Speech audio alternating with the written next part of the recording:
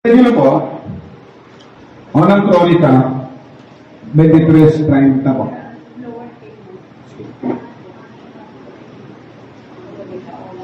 Aha.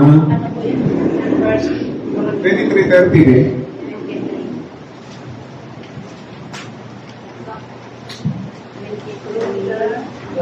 30. 30 po.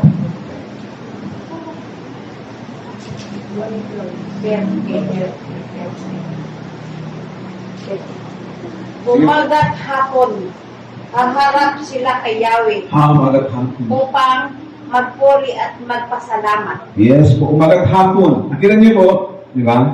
So, ang pagharap natin sa Panginoon Diyos, hindi ho yung okasyon, hindi lang ho linggo. Ang mga lingkod po ng Panginoon Diyos, umagat hapon po, harap po tayo sa Panginoon Diyos.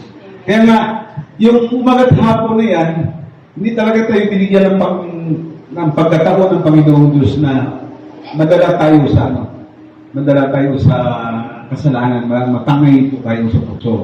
Siguro yung umagat hapon, haharap ka. Sa lumang tikman, di ba, kailangan malinis ka kasi pag lingkod ka ng Panginoon Diyos, masusunog ka. Nalala mo yung pamangkin ni Moses, di ba? Kumuha ng apoy sa bas. Hindi nila hinintay na magligya itong kandilarya. Ngayon, sila nasunog kasi nagdala sila ng apoy. So, kailangan malinis po tayo. At all times, malinis kasi umagat hapon. Yan po yung paraloy po yan sa mga sinasabi ng Panginoon. Sumanda po kayo, darating po akong parang magnanakaw. Darating po akong parang buntis na mga anak. Di ba? Anytime po, kailangan umagat hapon ang harap. Umagat hapon malinis. Umagat hapon puno ng kagalakan ng ating puso. Amen po ba? Palakpakan natin si Lord.